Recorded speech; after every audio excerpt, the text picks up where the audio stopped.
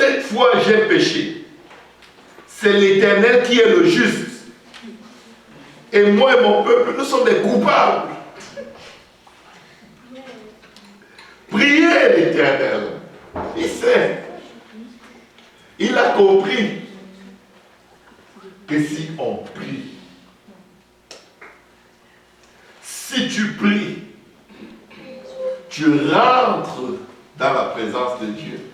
Et à cet endroit, tout est possible. Ne te fais pas croire, ne permets à rien, ni personne, ni à la paresse, ni à la fatigue, ni à l'oppression de te faire croire que ta prière ne sert à rien. Vous savez pourquoi toutes ces choses viennent vous faire croire que vos prières ne servent à rien? C'est parce que vos prières sont efficaces. Satan, quand il parle, il ment. Amen. Il ne peut pas dire la vérité. La Bible dit qu'il n'y a rien, il n'y a aucune vérité en lui. S'il vient te dire que ta jupe est bleue et tu regardes ta jupe, elle est bleue, il vient de te mentir.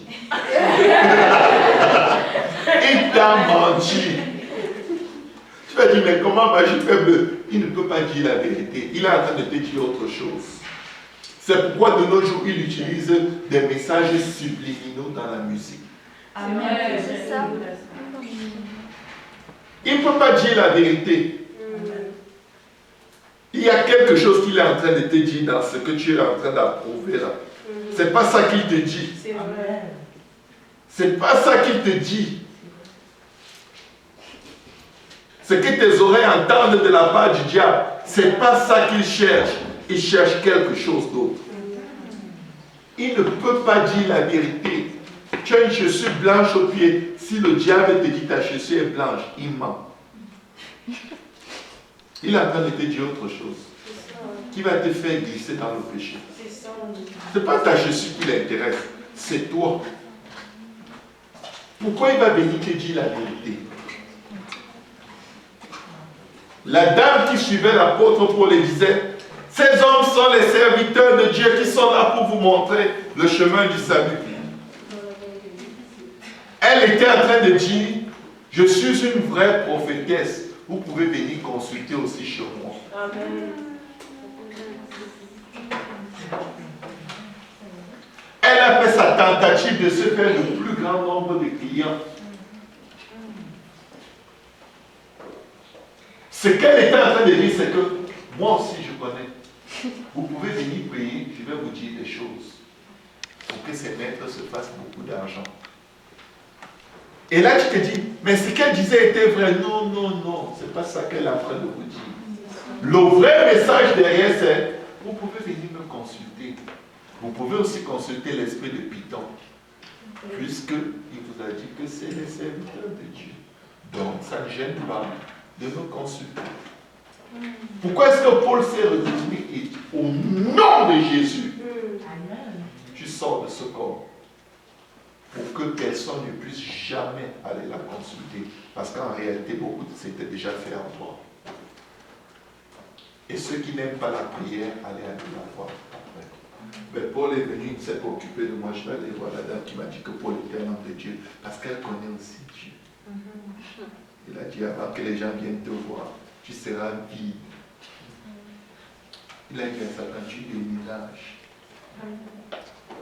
Ex-diseuse de bonne aventure.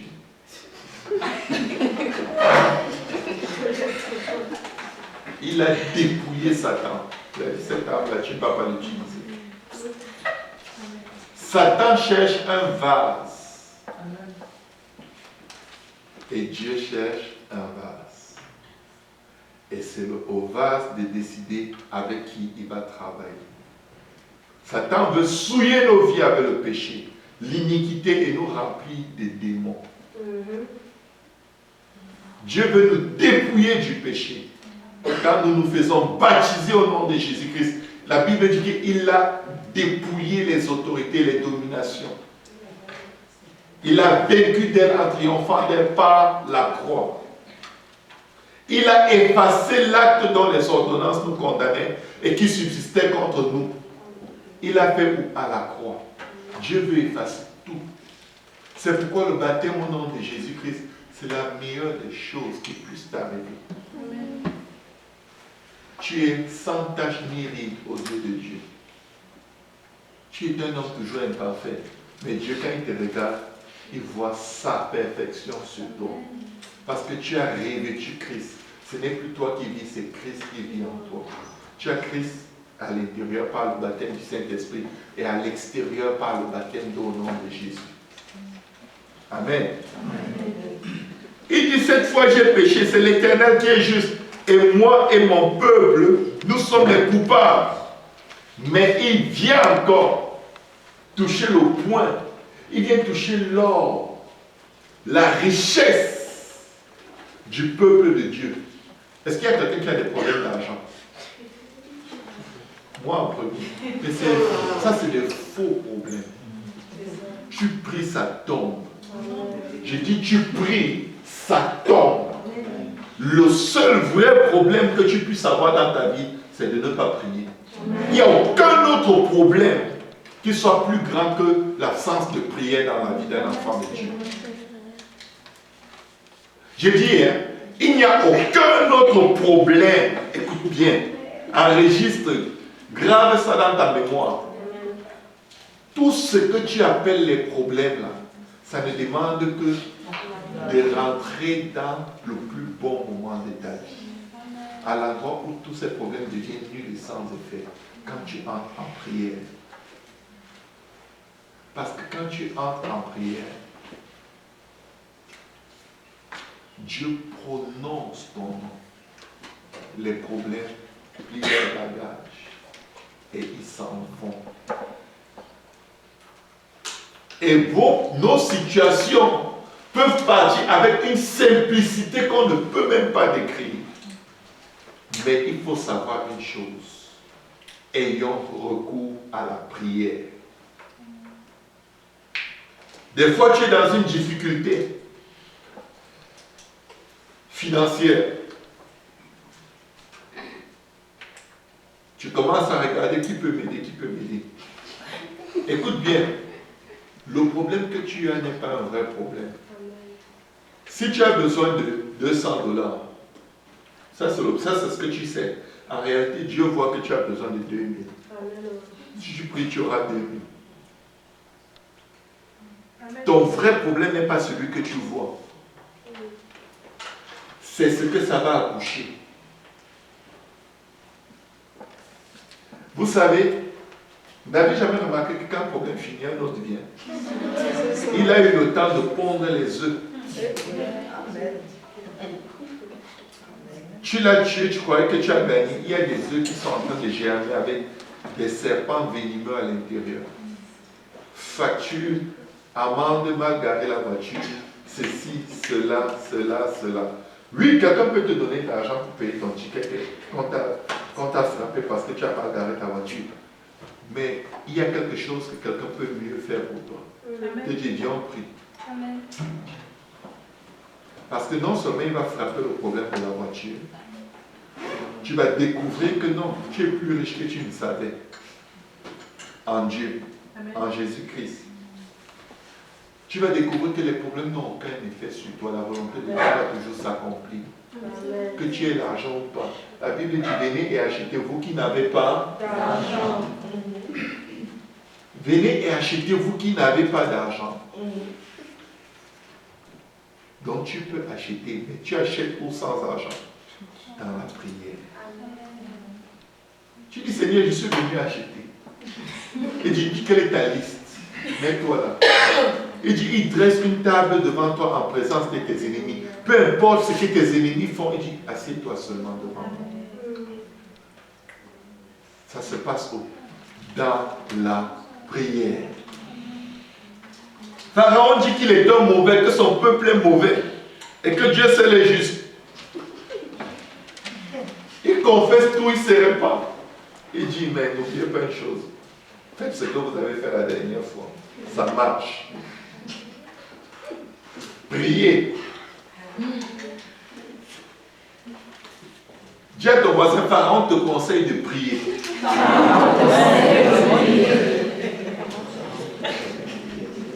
Dis à quelqu'un, Satan te conseille de prier.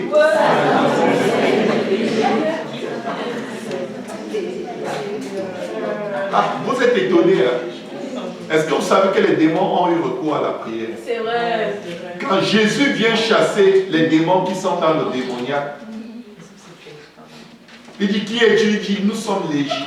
Je m'appelle Légion parce que nous sommes nombreux. C'était une troupe d'environ 2000 démons. Ils ont fait quoi? Ils ont prié. Honte sur nous si nous ne prions pas. J'ai dit honte. Honte. Même les démons, avant de venir te frapper, ils prient. Le diable, avant de frapper Job, est allé prier. C'est vrai. C'est dans ta Bible. Il a littéralement supplié Dieu de lui donner une chance. C'est Dieu. Seigneur, le démon. Quel démon? Il dit, voici, je vous ai donné le pouvoir de marcher sur les serpents et les scorpions et sur toute la puissance de l'ennemi. Et il dit ceci, rien ne pourra te nuire. Le diable que j'envoie après toi, c'est pour que tu te réveilles et que tu lui donnes un bon coup de pied.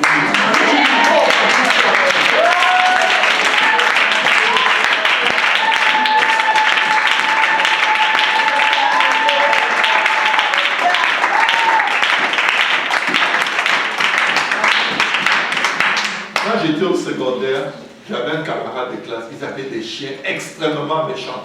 Tout notre quartier redoutait l'endroit où leur maison se trouvait à cause de leurs chiens. Des chiens qui peuvent aboyer 200 fois par seconde. Juste pour te dire comment il exprimait l'envie de te dévorer. Je ne savais plus si c'est le chien, si c'est un lion. C'était des chiens vraiment déchirés pour rien. Il l'a... Je dis, mais c'est quoi? Je n'ai pas touché votre maison, je ne suis pas passé à côté. Un jour, mon ami m'attendait chez lui. On devait se voir pour aller quelque part. Là, j'oublie la réalité des chiens. Et je viens, j'ouvre leur portail. Je vois un chien qui vient comme un missile. Je vous dis, des chiens tellement... c'est comme si il faut qu'il fasse du mal. Il est venu comme un missile. Et là, j'avais ouvert le portail comme ça. J'étais paralysé. Je ne savais pas. Tu te tournes, il va te mordre. Mais Dieu merci. Quelqu'un dit Dieu est bon. Dieu est bon. Ça m'a soulevé mon pied. Et il est venu.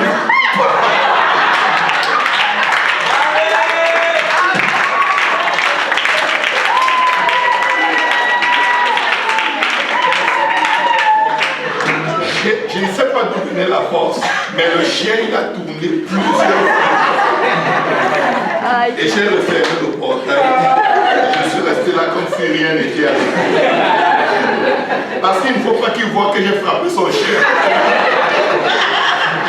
C'est son chien. Même si ton chien voulait te tuer, c'est quand même son chien. J'ai donné à ce chien quelque chose qu'il n'avait encore jamais goûté. Je vais vous dire, mon frère, ma soeur, si Satan vient contre vous comme un fleuve, la Bible dit que l'Esprit de l'Éternel le mettra en fuite. Amen. Mais je vais te dire, l'Esprit de l'Éternel n'est pas à distance pour voir Satan et courir contre Satan pendant que tu es là, tu trembles. L'Esprit de l'Éternel est en fuite. Amen.